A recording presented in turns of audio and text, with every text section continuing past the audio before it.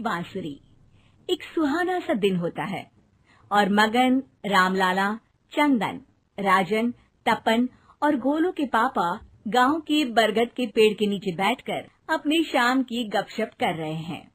अरे रामलाला और चंदन, तुम्हारी फसल कैसी चल रही है इस साल? अरे बंधु, क्या बताएं, बारिश ने तो परेशान कर रखा है।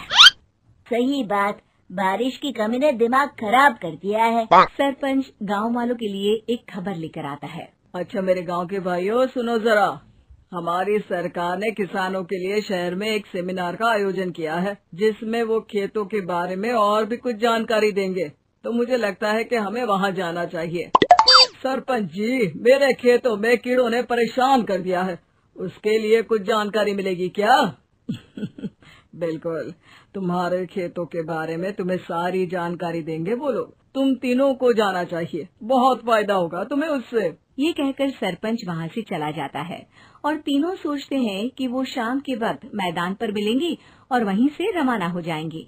तीनों दोस्त मैदान पर मिलते हैं और जैसे ही निकलना शुरू करते हैं तभी एक बांसुरी की आवाज सुनकर वो भी उसी ओर सम्मोहित स्थिति में चलना शुरू कर देते हैं।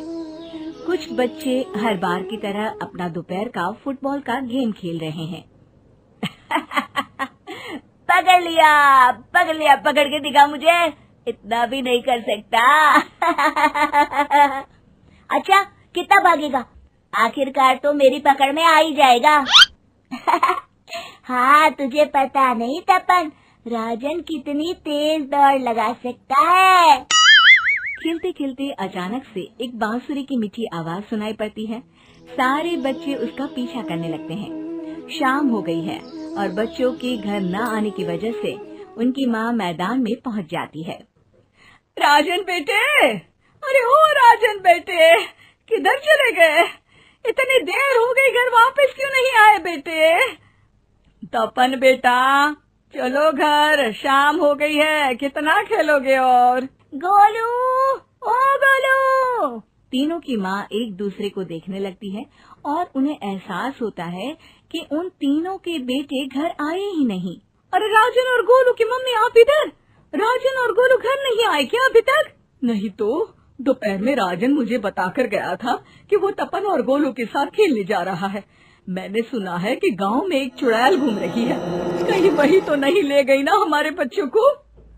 ऐसा कुछ नहीं हुआ होगा, हम तीनों अलग अलग जगह ढूंढते हैं, इधर ही खेल रहे होंगे तीनों बच्चे।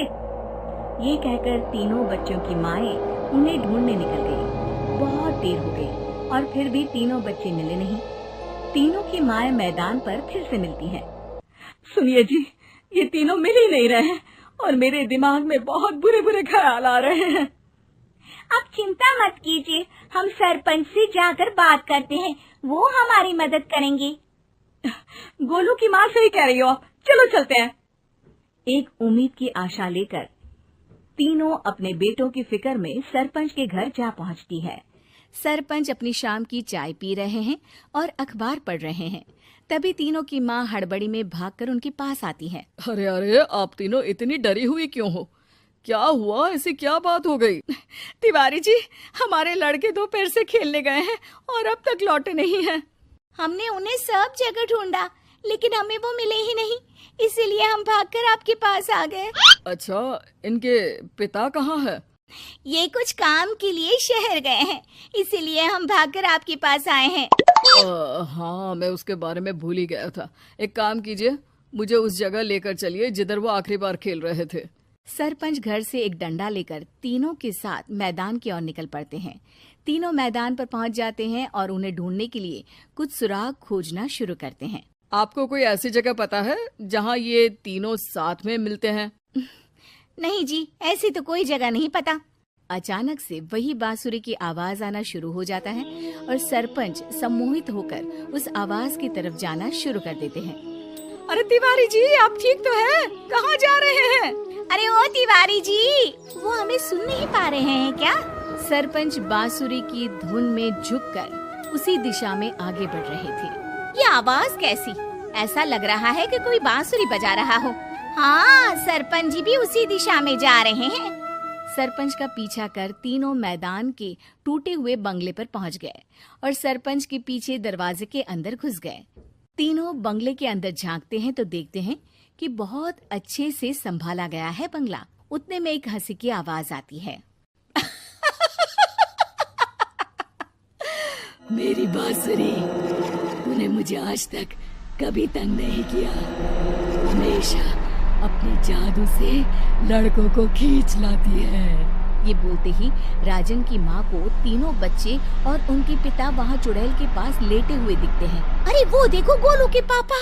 अरे रे। अरे गोलू की माँ, अब चुप रहिए ना जरा। उस चुड़ैल ने देख लिया तो हम भी फंस जाएंगे। इन्हें बचाएगा कौन? लगता है ये शहर गए ही नहीं और इस चुड़ैल ने इन सबको भी यही बुला लिया है। अब हमें इन्हें छुड़ाना होगा। एक काम करते हैं।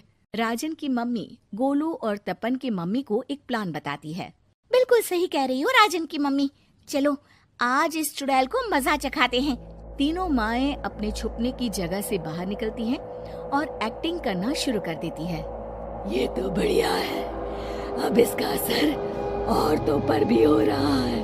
वाह जी वाह। तीनों माएं चुड़ैल की थोड़ा करीब आती हैं। राजन और गोलू की माँ चुड़ैल को पकड़ लेते हैं और तपन की माँ बांसुरी हाथ से पकड़कर तोड़ देती है। अरे पागल औरत, ये क्या कर दिया? मेरी बांसुरी को तोड़ दिया। अब मेरी शक्तियाँ खत्म हो जाएगी। तुम्हें तो अरे तुझे क्या लगा चुड़ैल कहीं की हमारे बच्चों को और पतियों को हाथ लगाएगी तू? बांसुरी टूटने की वजह से चुड़ैल खाक होकर गायब हो जाती है और सारे लोगों की आंख खुल जाती है। सब अपने परिवार को लेकर उस बंगले से बाहर निकल जाते हैं। कहते हैं ना, नारी